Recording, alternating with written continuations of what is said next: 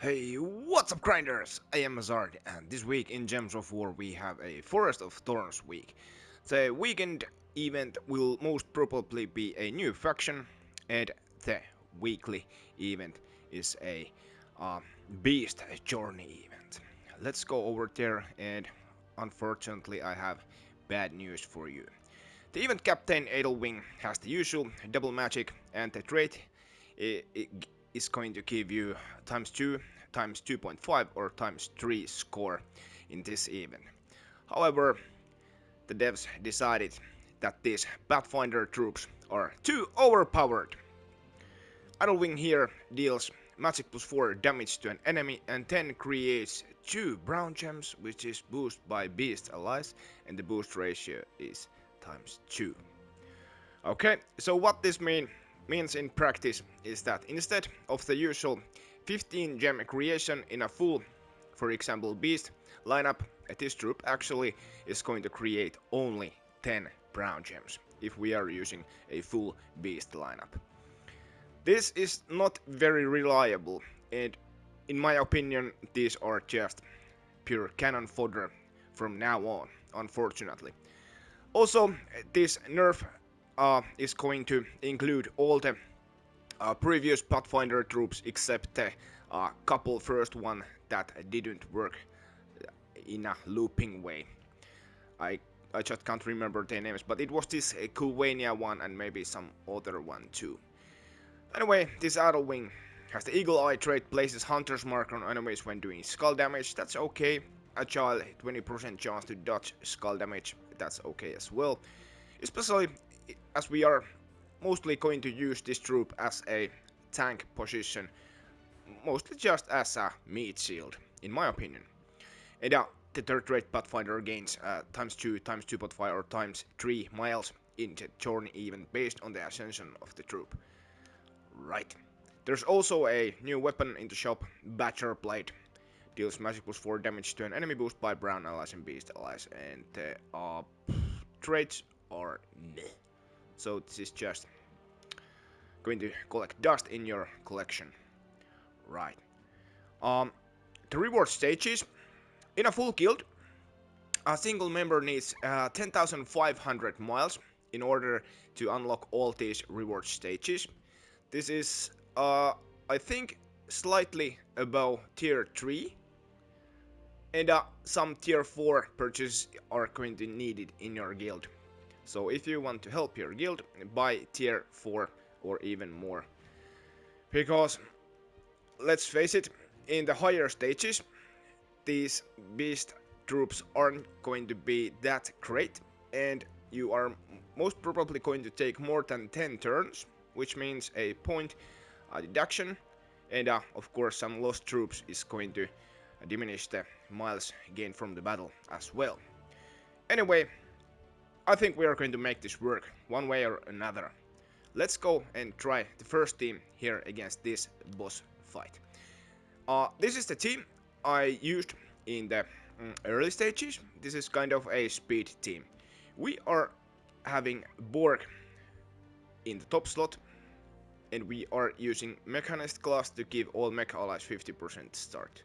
Borg is our main mana generator over here for the quick mana, and then we are using the Ruby Macaque to deal AoE true damage to the enemies.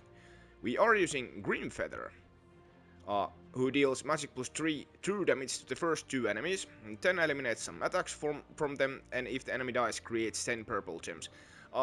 It's okay as a backup mana dealer, but also, if you happen to lose some troops, there is that third rate parliamentary call that has a 10% chance to summon an Owlbear when your turn begins. So, in case you happen to lose Borg for some, or some other troop for some wonky things, you have a chance to resummon replacement with that Green Feather third rate. And we are using the Idlewing here in the last slot because we are just going to cast this troop at all most of times. Let's try this speed team here against these elves, I think. Yeah. Alright, here we go. The starting explosion and the enchant usually gets Borg up right away so we can start the spamming process and then deal the AoE damage. Of course it didn't happen this time, but our Ruby is up. Let's deal that. AoE damage over there, spam a Borg. another AoE damage over there. Now we can cast our Green Feather to get rid of Yaoguai. There. We aren't going to get extra turn from the purples because there wasn't many on the board, but let's spam Borg and Ruby will get rid of the last enemy. This works very well in the early stages, just one Ruby Ghost and enemies are gone. Right. When things are getting a little bit tougher, you want to adjust your team a little bit this way.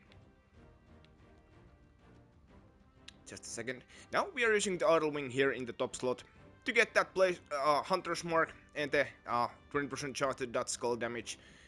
And mostly because we want to protect our Borg from skull damage. So if this troop dies, that's fine. We are going to get things done with this. And hopefully the Green Feather third trait can trigger as well. Again, work for quick mana generation and then some true damage to the opponents. And we are using, of course, Elementalist class. For that third trait, Elemental Force, Stun, Freeze, Burn, and Entangle random enemy when matching 4 or more gems. Of course, there are some great things in the talents like Snap Freeze, Insulated, Storm Aura, creates a dust storm at the start of the battle, Rock Solid, Lightning Strike Fortitude. They all help. Let's try this team against the Centaurs. Yeah, Centurion, we don't wanna get that thing going. There's a Raven. Do we have any extra turns? I don't see any.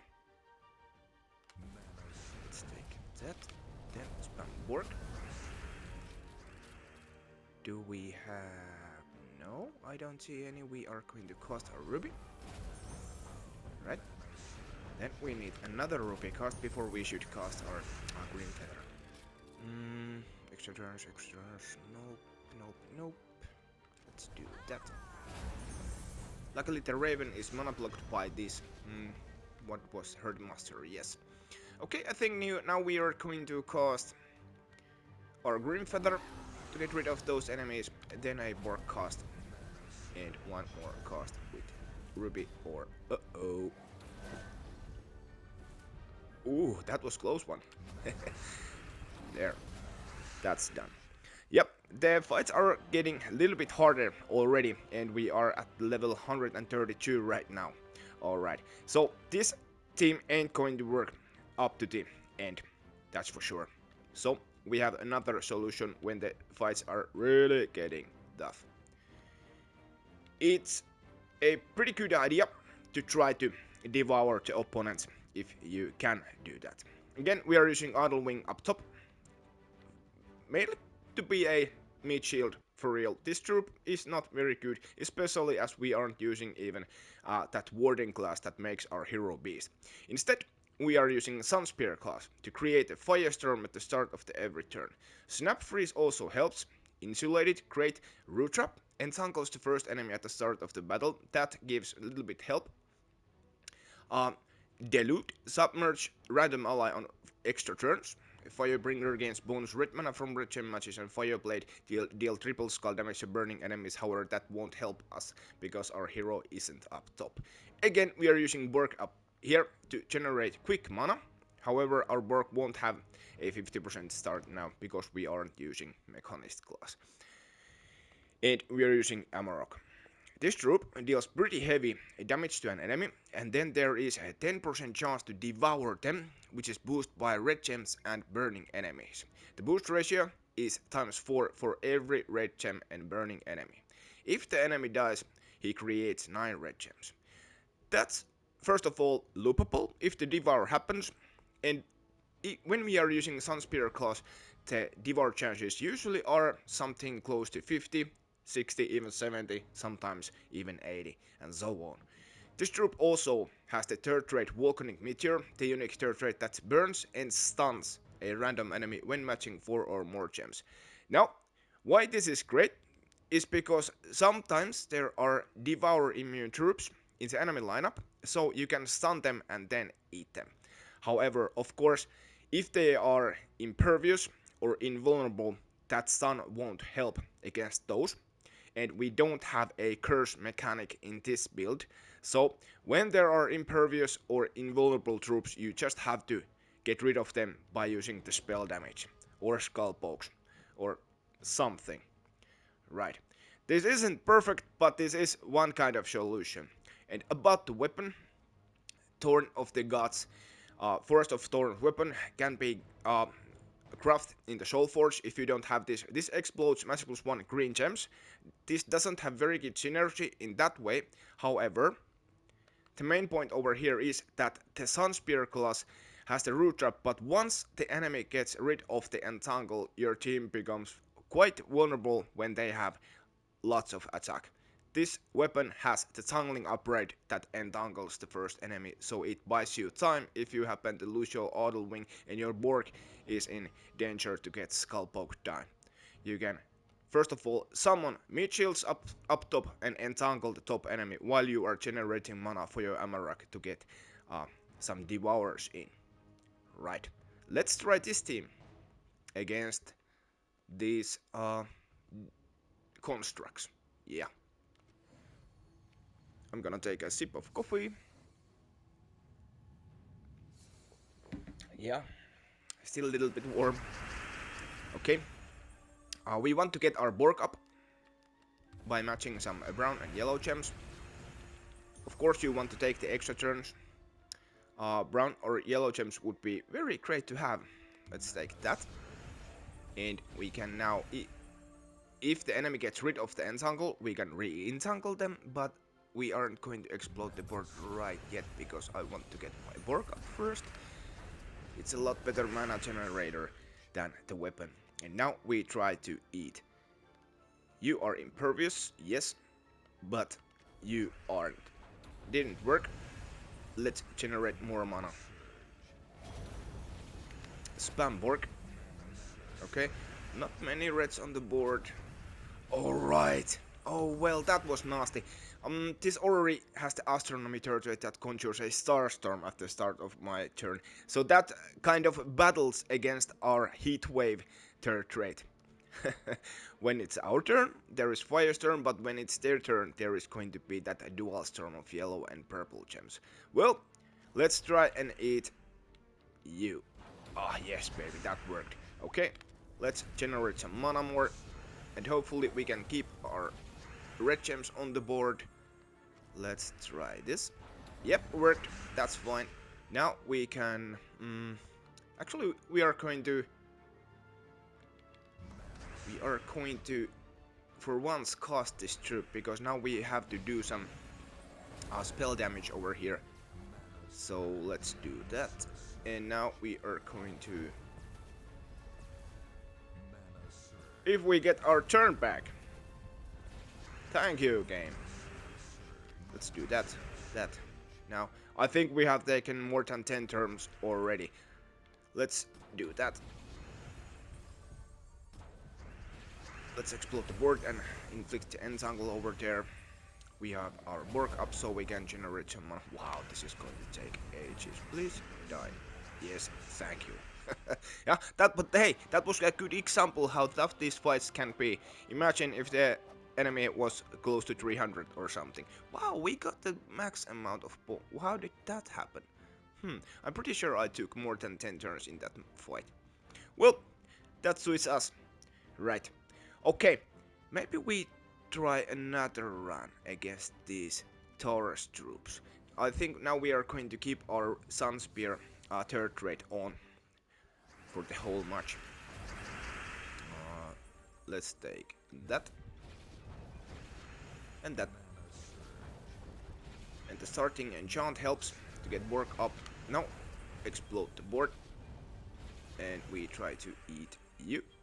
Didn't work. Oh, of course.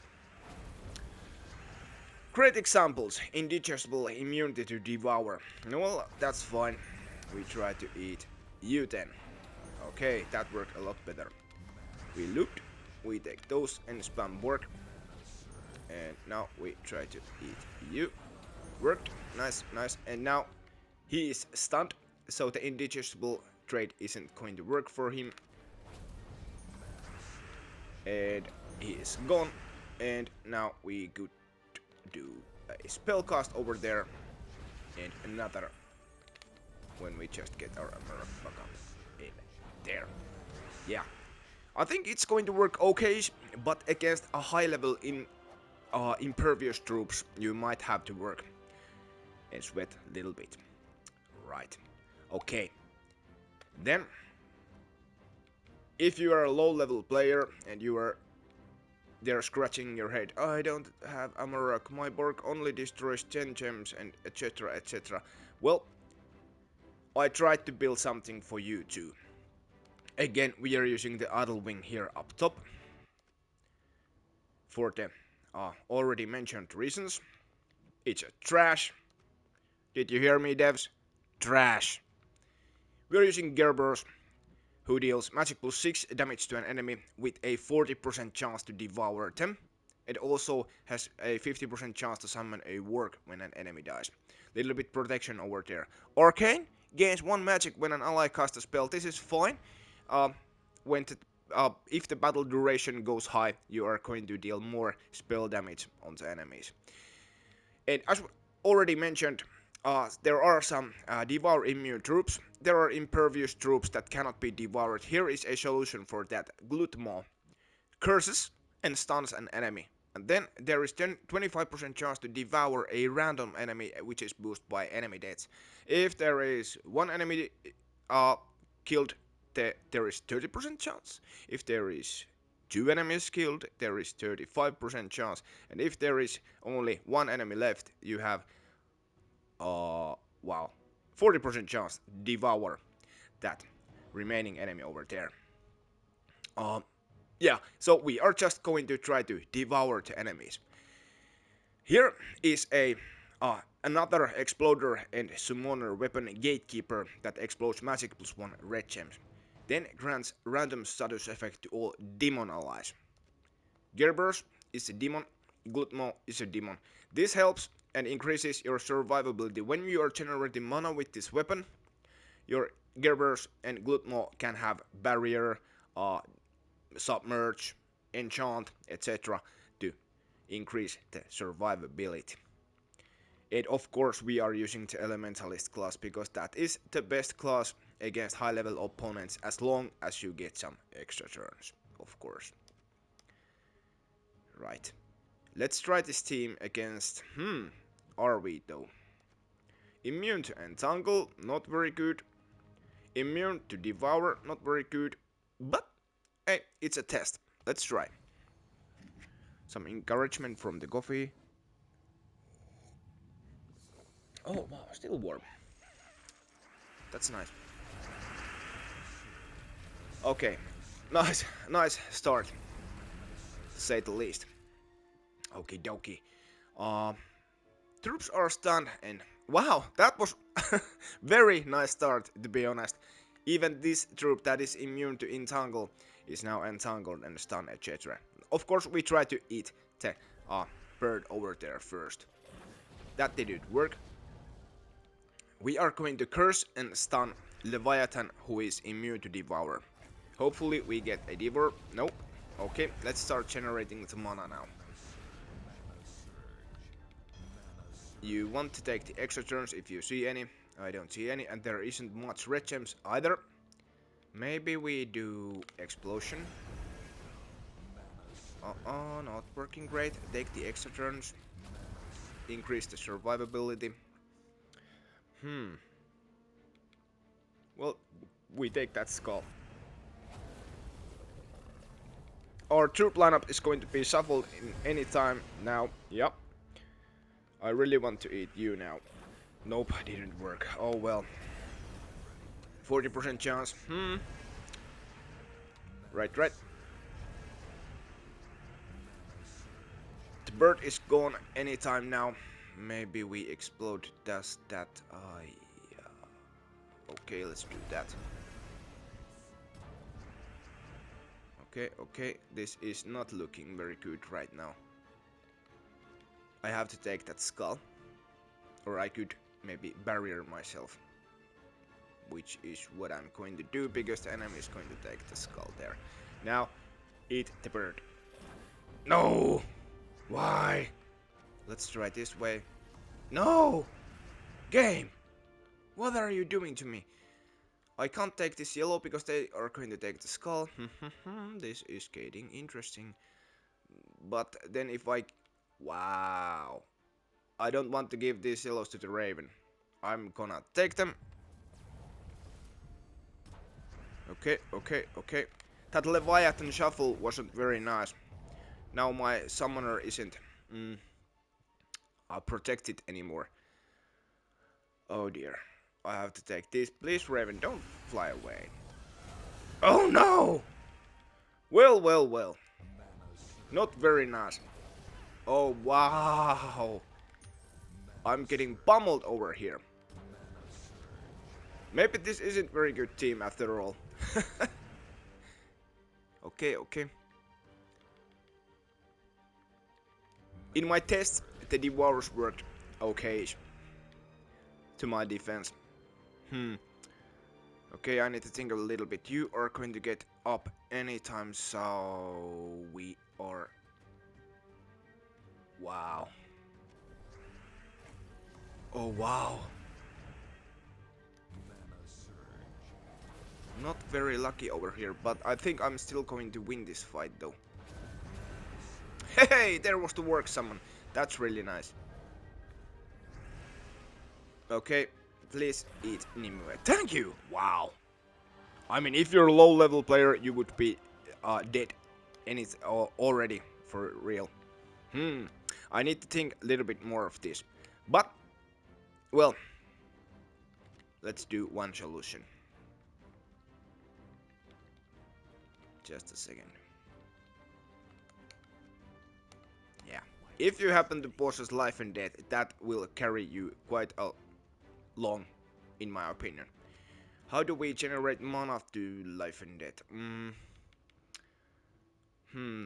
It has the enchanting trait that enchants when you cast the weapon.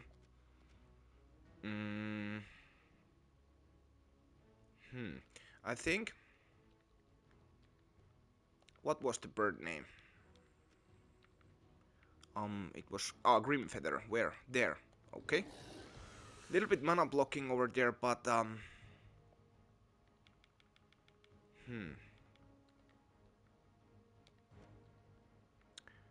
I need to find something to generate mana. Deep Huntsman. Maybe we do this.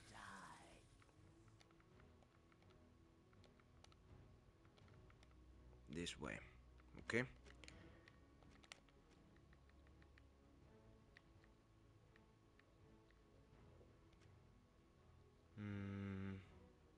Yeah. I think that could work. We have a parliamentary call over here. Deep Huntsman has a 100% chance to summon a Tomb Spider and Life and Death. Okay, we are going to try this team. How this fares against these Sentinels. No, Mystics. Yeah, Mystics. Oh wow, this could be a long fight. Well, we are going to go up for it. So yeah, Life and Death steals life and death marks enemies. It could be very well to think what you need if you are a low level player. That's an extra turn over there. We can generate mana with this that explodes match plus 1 green or purple gems, then curses and webs the first enemy. That's very nice. Now we can get our first life and death cast in. And as you can see, it beefs up our hero. Let's explode the board again. More life and death casts in.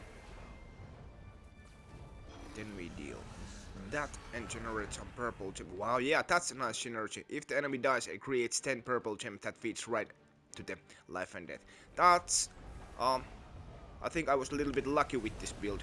Just put something together and it's working pretty fine. Oh, that's a blue extra turn there, but that's fine. I'm going to just kill that golem with life and death cost.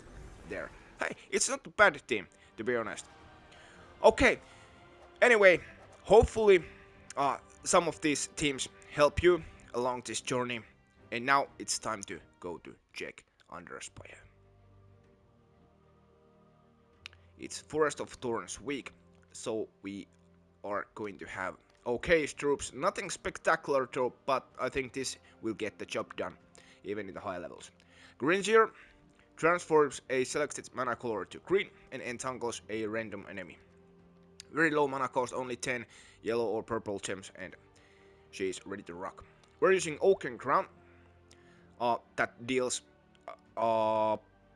magic plus 7 damage to an enemy, which is boosted by Forest of Thorns allies, and then creates a mix of 6 green and yellow gems for each Forest of Thorns ally. We're using Archer Claws to get a 50% start. Hunter's Mark, Root Trap, Nature's Aura, Elven Sentries all help. We're using Sylvanimore, who explodes a golem and deals magic plus 3 damage to all enemies. So AoE spell damage, and there's also that unique third rate dragon wands that entangle the first enemy on extra turns. That add some protection because we are using Archer, so eventually the enemy is going to get rid of the root trap, aka entangle. So when you match extra turns, Sylvanimore is going to replace that entangle over there. King Avalor, I'm sure you know what this guy does. Deals magic plus 1 damage to all enemies, which is boosted by Elf, Elemental and Beast allies, and then summons a Forest of Thorns troop. And also, Elvenkin third rate, all Elf allies start with 50% mana. Well, we don't have many Elves here. Our hero, who already gets 50% start, but it's nice to have Avalon a 50% start at the start of the fight. So basically, we have 2 mana generators and 2 AoE damage dealers. We have Root Trap, we have summons, and that should get the thing done. Let's try against these cats over here. Demons, beasts, whatever they are called. Let's see if my coffee is still warm. Yep, nope, not good. Let's take that, and then that. Now we are going to convert purples to green, feed our damage dealers. I think this is enough, yes. The good thing about the column explosion is that if your, let's say, Gringer or weapon isn't filled up, you can generate some mana to your mana generators with the column explosion. We're going to fight against these Blackheart troops. This could get nasty if they get some kills in. That happens from time to time. Take the extra turns. Yellow.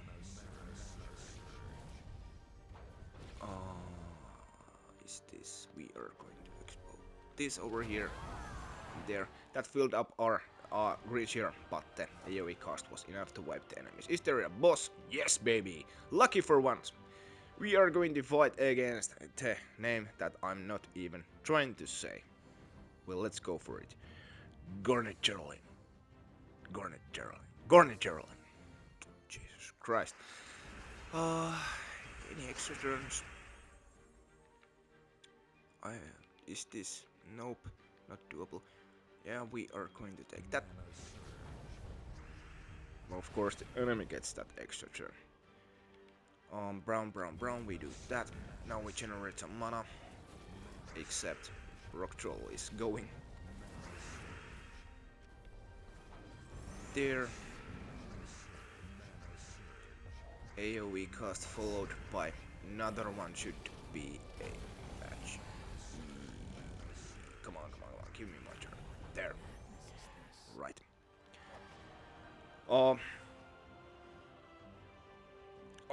Yeah, I don't think this build is perfect because if the enemies have submerge, you aren't going to damage them with your main damage dealers, but there is this Oaken Crown who deals a single target spell, so you can do damage with this weapon when you are waiting the submerge to go off, or let's say when the enemy is getting rid of it.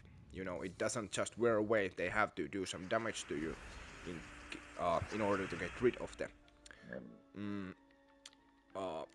submerge. Okay, let's convert those greens to blues to greens, then do AoE damage, and that's a match. Right. Hey, that's about it. Let me know in the comments what kind of themes you were using this week. again, very much interested what kind of journey lineups you build. And of course, if you have a great Underspire team, let me know in the comments. I think that's about it. Has is off. Peace out.